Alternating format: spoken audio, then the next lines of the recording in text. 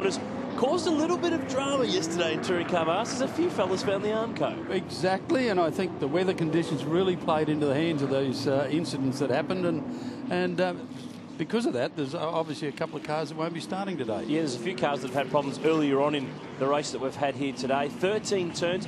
If you're going to pass someone quickly, where do you do it? Either going into turn 1, and you've got a really good chance going into turn 4, which is the entry to the back straight, and certainly down at the Dandenong Road corner, which is, I think, about turn 7. We'll keep an eye on that. The grid for this one is the combined points from the two races so far. So John Bowe, the race 1 winner, is on the front row with Andrew Medicki. Jimmy Richards, who won race 2 earlier today, he's on row 2 with Tony Edwards in the big Tirana. Kim Jane, Graham Alexander back through the field here. Nigel Benson starting 13th. He leads the points for the weekend in Class B. Great to have Drew Margette back. He's a board member of TCM. He's driving the HQ that Jason Richards drove up at Bathurst, a month and a half ago. So Elliot Barber, the Charger, we saw that stop yesterday. They've had a new gearbox put into that car. They've bought it from Jimmy Richards, so I hope he did them a good deal. Well, I'm sure he would have, knowing Jimmy being the Kiwi that he is. We lost a couple of them, though, earlier on today. There's engine dramas with Doug Westwood, Ross Armand's Porsche, and Steve Mason's Camaro. Here is how the champion... with Bowie, though. No problem, and he leads the way in the championship coming into this one. Just 42 points back to Jimmy Richards in second, who is the reigning champ, and Andrew Medicki, who will start on the front row in the Camaro. He is third. This one will go right down to the wire at Sydney in a fortnight's time. We're getting ready. 12 laps ahead when we come back. Touring Car Masters Race 3 here from Sandown.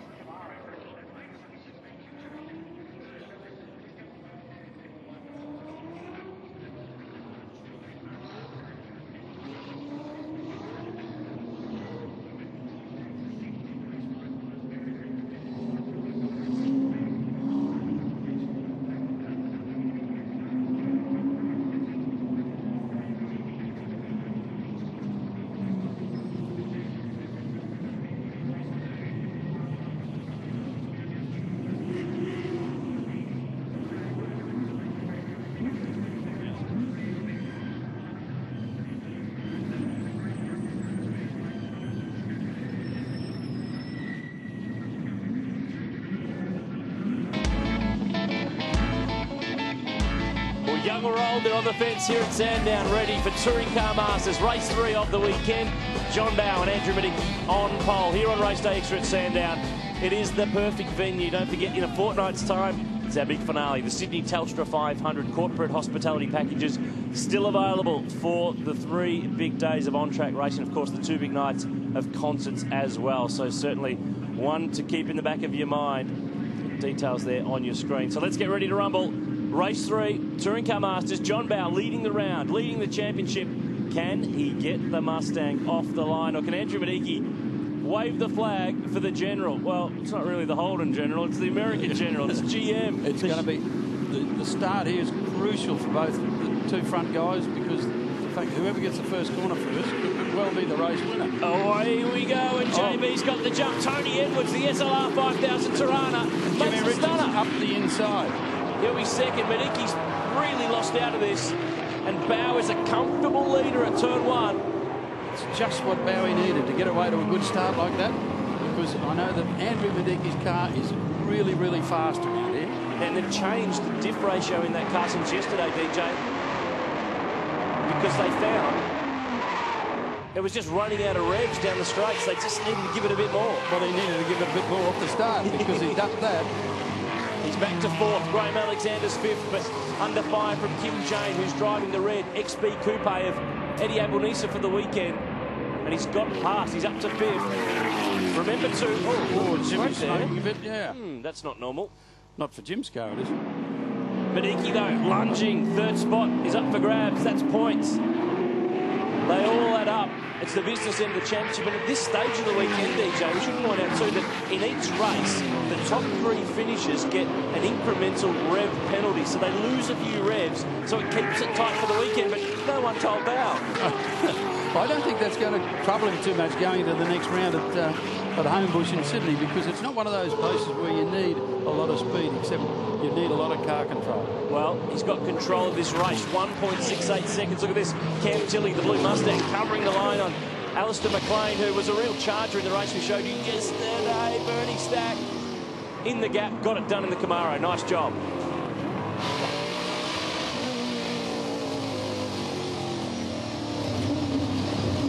On board with McLean. You'll notice the tyre bundles are gone for this race, and probably just as well. Just as well, because a lot of cars have gone through there over this weekend, I can tell you. It's obviously copped the rock in the windscreen too, by the look of it. It's got the witness mark there for sure. The amount of power these cars have got, by comparison to what they used to have, is amazing.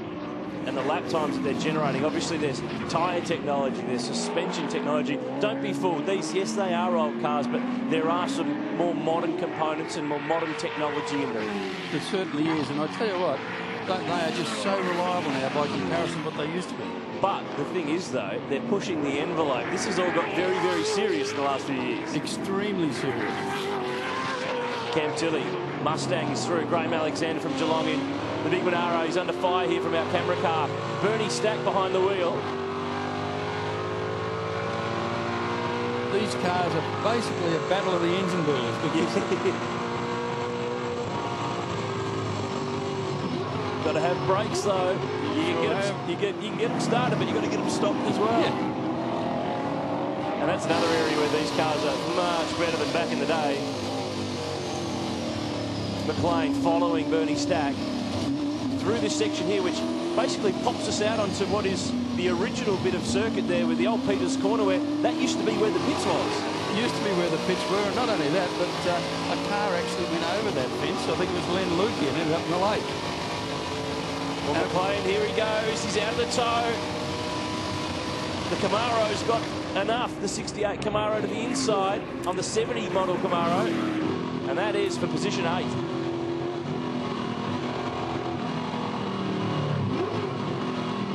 Well, certainly Bowie, he's bolted. He's out of there. He's Contact. It's not unusual these days. No, they do tend to get into it. And they're lined up behind. That's Paul Freestone in the green HQ. Les Walmsley is in the purple XAGT. There he is just in the background. Tail end of this queue. Out in front though, Bow's driving away. 3.1 seconds to Mediki. Just a 789, which is extremely quick around here for these cars. And Jimmy Richards is under fire now from Kim Jane, who's on double up this weekend. He's running his ute as well as making his TCM debut. Here is Shannon's replay, and this is when we're on board. Just a little bit of a tap here. Ooh. Nothing too serious though. No problems. No. Here is again looking back at Bernie Stack. By name? Bernie Touch. Yeah. Oh, Chris Stillwell, the Mustang, has expired, and he's been going pretty well this weekend in Class B. Remember that there's 3 classes of racing. He was second in points, but obviously won't be any longer. And Jimmy Richards, really, what can he say? Look, he has struggled this weekend. Obviously, qualifying was affected by weather, so that was a bit of a strange one. But he hasn't been running. Yellow flag there because of the Stillwell car, but he hasn't been quite. I think it's because he set such a high level that we have a weekend like this where we go, what's wrong with Jim? But the reality is he set such a high benchmark time and time again. Well, what's actually happened here, I think that Jim has been dominant for so long, and it's not that he's got any worse, it's everyone has got an awful lot better. And John Bow is the best at the moment. He leads. The margin is 3.5 seconds at Sandown.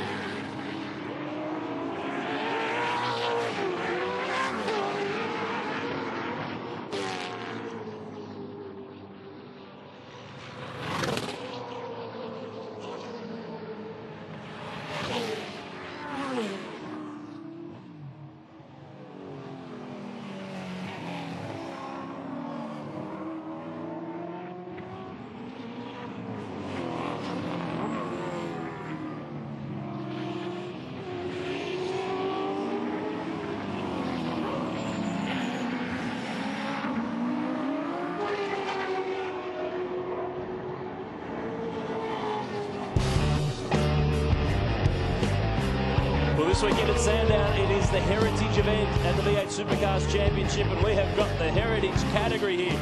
Touring Car Masters, don't forget, V8 Supercar Armour All qualifying the fight for pole. Not too far away, but Dick Johnson, this is the fight for third. Jimmy Richards has snuck his way through. Kim Jane's going with him, but their margin to Andrew Medicki down the road is 4.5 seconds. And that's a fair, quite a fair distance, actually. This is where Jimmy actually got round Tony Edwards, going down to the Dandenong Road corner, which is, I think, turn 7.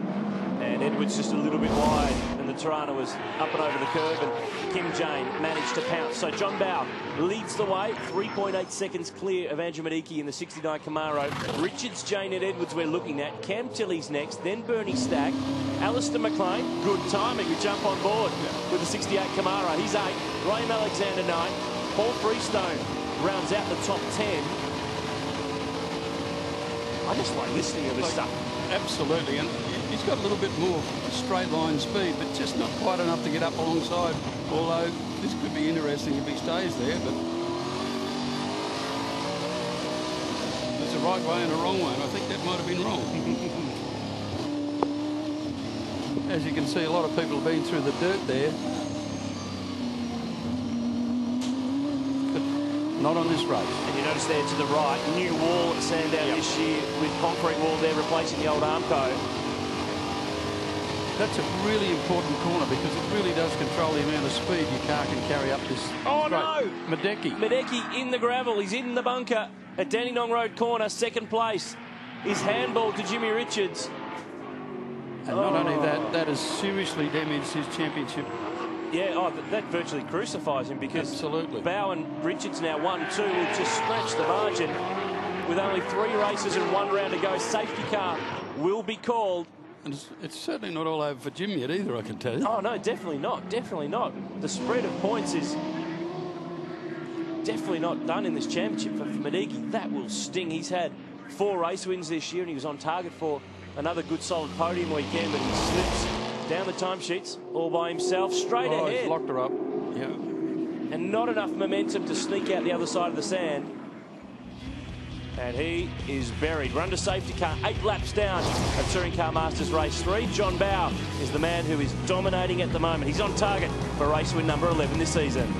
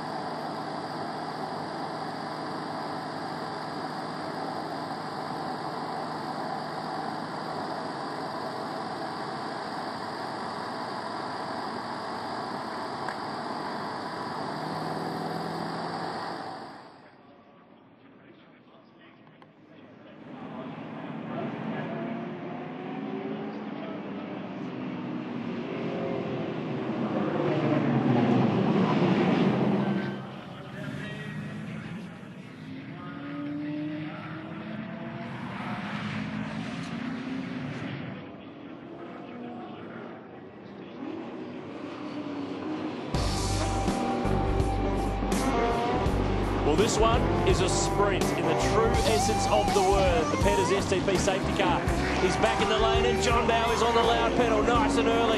He gets a great restart. He's got a big gap back to Jimmy Richards and Kim Jane. It is a 2-lap run to the checkered flag. Actually, I think Jimmy was playing a few games there, sort of holding back Jane, so he didn't get a good run at him to go down the chute.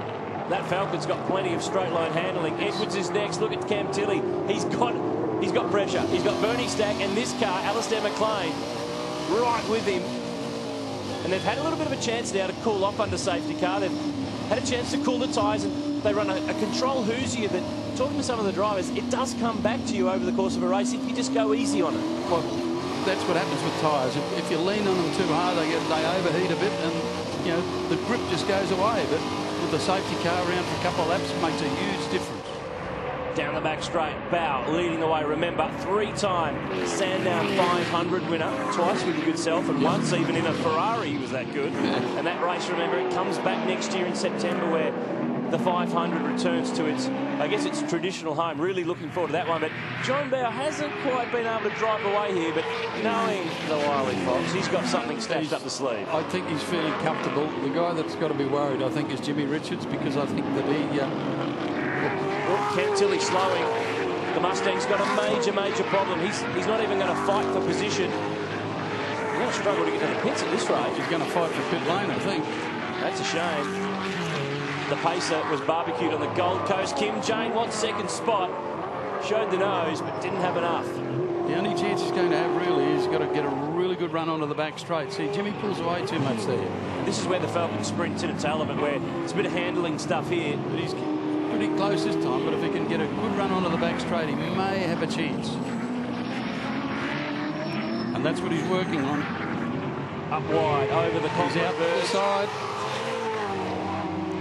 Tucks in, now pulls out. Drag race. He's on the wrong side, though. But if he's in front before they get there, it doesn't matter what side he's on. He's squeezing across. He's getting the side toe. And he's got it done. Great job. That's what happens when you get two cars close together like that, side by side. They get a side toe. And when you get 2/3 of the way up the car, you pull out. And that sort of lets the other car drag back. So he's done a great job of that. He's managed to squeeze his way through. We're on the run to the checkered flag. And John Bow, with one round to go in Sydney in a fortnight's time, extends the margin. This is his 4th round win of 7 in TCM this year. He's never won this championship, would you believe? I reckon he's half a chance this year. He picks up race 3. Well, Kim Jane. Certainly now that Madeki sort of went into the sand trap, that's really given Bowie a fair bit of a breather. Madeki did get back on the road. He is position 19 and 1 lap down, but it is John Bow who picks up race win number 11 of the season. Jane, Richards, Edwards and Stack is the top 5, and a good job too. Paul Freestone, Keith Kasuki and Tony Karanfilovsky, the big Falcon, ran it out the top 10.